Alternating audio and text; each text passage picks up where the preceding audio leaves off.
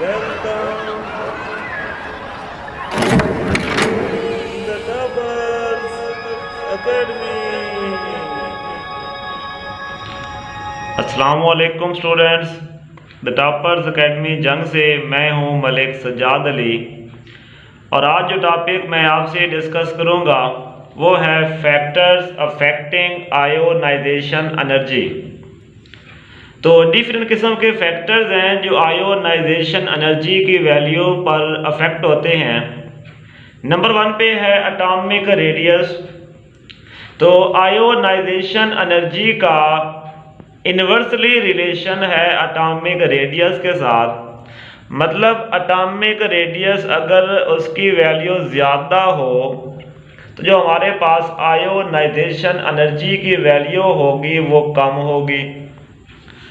अब इसका मीनिंग क्या है कि जब एटॉमिक रेडियस ज़्यादा होगा इसका मतलब ये है न्यूक्लियस की जो फोर्स ऑफ अट्रैक्शन है वैलेंस इलेक्ट्रॉन्स पे वो कम है और वहाँ से इलेक्ट्रॉन को रिमूव करना आसान है, एनर्जी थोड़ी लगानी पड़ती है।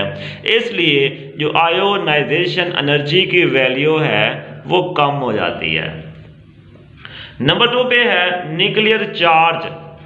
तो आयोनाइजेशन एनर्जी डायरेक्टली प्रोपोर्शनल है न्यूक्लियर चार्ज के।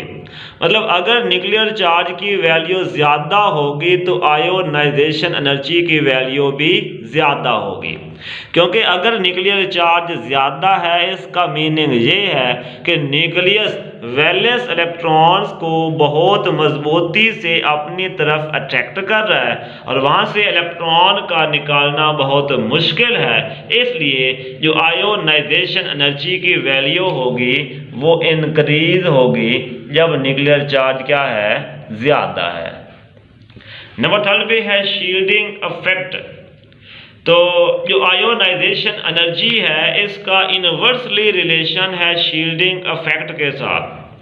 मतलब अगर शील्डिंग इफेक्ट की वैल्यू ज़्यादा है इसका मतलब ये है कि न्यूक्लियस की वैलेंस इलेक्ट्रॉन पर जो फोर्स ऑफ अट्रैक्शन है वो डिक्रीज हो रही है और जब फोर्स ऑफ अट्रैक्शन डिक्रीज होगी तो वहाँ से इलेक्ट्रॉन का निकालना आसान होगा, एनर्जी की वैल्यू हमें थोड़ी लगानी पड़ेगी। इसलिए जो आयोनाइजेशन एनर्जी की जो वैल्यू होती है वो कम होती है। लास्ट है पेनिट्रेशन इफेक्ट। तो आयोनाइजेशन एनर्जी का डायरेक्टली प्रोपोर्शनल है पेनिट्रेशन इफेक्ट के साथ। मतलब जिस सब शेल की जो पेनिट्रेटिंग पावर है वो ज़्यादा होगी तो उसकी आयोनाइजेशन एनर्जी भी ज़्यादा होगी।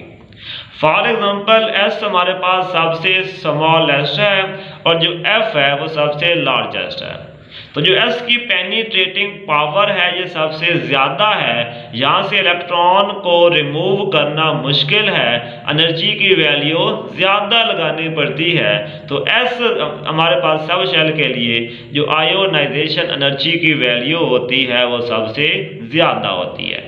जबकि जो एफ है ये है लार्ज इन साइज और जो इसकी पेनिट्रेटिंग पावर है वो कम है, यहाँ से इलेक्ट्रॉन का निकालना आसान है। जब इलेक्ट्रॉन का निकालना आसान है एनर्जी थोड़ी लगानी पड़ती है। तो इसका मतलब ये है कि एफ की जो आयोनाइजेशन एनर्जी है ये एस पी डी इन सब से कम है।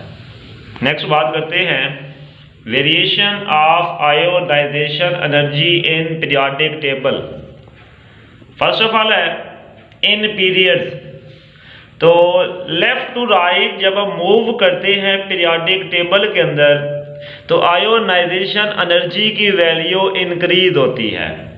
क्वेश्चन है कि वो इंक्रीज क्यों होती है? क्योंकि लेफ्ट टू राइट जब मूव करते हैं तो इसमें के अंदर जो नंबर ऑफ प्रोटॉन है वो इंक्रीज हो जाएगा अब जब नंबर ऑफ प्रोटॉन इंक्रीज होता है, इसका मतलब ये है कि न्यूक्लियस की जो फोर्स ऑफ अट्रैक्शन है वैलेंस इलेक्ट्रॉन्स पे, वो क्या हो जाएगी, वो इंक्रीज हो जाएगी। और जब न्यूक्लियस की force of attraction valence electrons पे इंक्रीज होगी तो एटम का जो रेडियस होगा वो डिक्रीज हो जाएगा। और जब एटम का रेडियस डिक्रीज होगा, अब छोटा साइज हमारे पास एटम का बन गया है, तो वहां से इलेक्ट्रॉन को रिमूव करना बहुत ही ज्यादा डिफिकल्ट हो जाएगा। अगर इलेक्ट्रॉन को रिमूव करना डिफिकल्ट है, इसका मतलब ये है इलेक्ट्रॉन को रिमूव करने के लिए एनर्जी की जो मिकदार चाहिए होगी वो हमें बहुत ज्यादा चाहिए होगी। इसलिए पीरियड के अंदर left to right ionization energy की वैल्यू इंक्रीज होती है। नेक्स्ट बात करते हैं variation of ionization energy in groups. तो जब हम ग्रुप्स के अंदर अपवर्ड टू डाउनवर्ड की तरफ मूव करते हैं तो आयोनाइजेशन एनर्जी की वैल्यू डिक्रीज होती है। क्वेश्चन है कि वो डिक्रीज क्यों होती है? क्योंकि जब हम अपवर्ड टू डाउनवर्ड की तरफ जाते हैं तो नंबर ऑफ शेल्स क्या होते हैं, इंक्रीज होते हैं। जब नंबर ऑफ शेल्स इंक्रीज है तो इसका मतलब ये है शील्डिंग इफेक्ट की वैल्यू भी क्या हो जाती है, इंक्रीज हो जाती है। अब जब शील्डिंग इफेक्ट की वैल्यू इंक्रीज होगी तो न्यूक्लियस की जो फोर्स ऑफ अट्रैक्शन है वैलेंस इलेक्ट्रॉन्स पे वो डिक्रीज हो जाएगी। और जैसे ही न्यूक्लियस की फोर्स ऑफ अट्रैक्शन डिक्रीज होगी तो जो एटम का रेडियस है वो इंक्रीज हो जाएगा। अब जब एटम का रेडियस इंक्रीज हो चुका है, इसका मतलब ये है कि वहां से इलेक्ट्रॉन को रिमूव करना बहुत ही आसान है। और जब इलेक्ट्रॉन को रिमूव करना आसान होता है तो उसके लिए हमें बहुत थोड़ी सी जो एनर्जी है वो इस्तेमाल करनी पड़ती है। तो लिहाजा जब हम अपवर्ड टू डाउनवर्ड की तरफ जाते हैं तो आयोनाइजेशन एनर्जी की वैल्यू क्या होती है, डिक्रीज हो जाती है। लास्ट पे बात करते हैं abnormal trends of ionization energy. तो जब हम पीरियड के अंदर मूव करते हैं तो फर्स्ट ए की जो आयोनाइजेशन एनर्जी है ये सबसे कम होती है। उसके बाद नेक्स्ट जब हम लेफ्ट टू राइट मूव करेंगे तो आयोनाइजेशन एनर्जी की वैल्यू इंक्रीज होती है। तो सेकंड ए की जो आयोनाइजेशन एनर्जी है ये फर्स्ट ए से ज्यादा होती है। और होना तो ये चाहिए कि थर्ड ए की जो आयोनाइजेशन एनर्जी है ये सेकंड से ज्यादा हो, लेकिन ऐसा नहीं होता। अब रीजन क्या है कि सेकंड ए की आयोनाइजेशन एनर्जी थर्ड वाले से ज्यादा क्यों होती है? तो उसके लिए कंसेप्ट है कि सेकंड ए के अंदर दो इलेक्ट्रॉन मौजूद हैं और वो दोनों के दोनों इलेक्ट्रॉन मौजूद हैं एस सब शेल के अंदर। मतलब हमारा एस सब शेल क्या है, कंप्लीटली फिल्ड है। और जो कंप्लीटली फिल्ड होते हैं या हाफ फिल्ड होते हैं वो ज्यादा स्टेबल होते हैं और वहां से इलेक्ट्रॉन को रिमूव करना डिफिकल्ट होता है।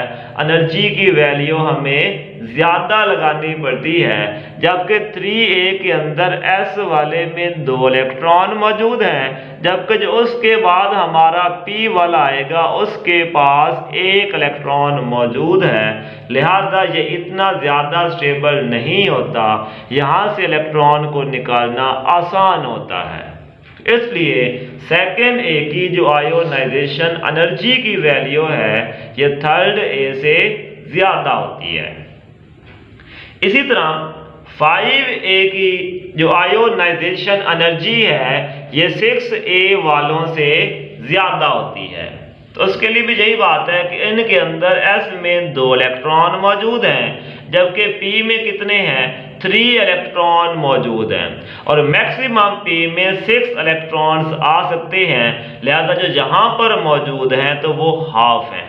तो यहाँ पर जो हमारे पास p सब शेल है वो हाफ फिल्ड है, मतलब ये स्टेबल है, यहाँ से इलेक्ट्रॉन्स को रिमूव करना डिफिकल्ट है, लिहाजा हमें एनर्जी की वैल्यू ज्यादा लगानी पड़ती है। जबकि 6a के अंदर जो इलेक्ट्रॉन है 2 इलेक्ट्रॉन मौजूद हैं एस सब शेल में और 4 इलेक्ट्रॉन मौजूद हैं p सब शेल में, यहाँ से इलेक्ट्रॉन को रिमूव करना आसान है, एनर्जी की वैल्यू हमें थोड़ी लगानी पड़ती है। तो इसलिए जो 5a है उसकी आयोनाइजेशन एनर्जी की जो वैल्यू है ये 6a से ज्यादा होती है।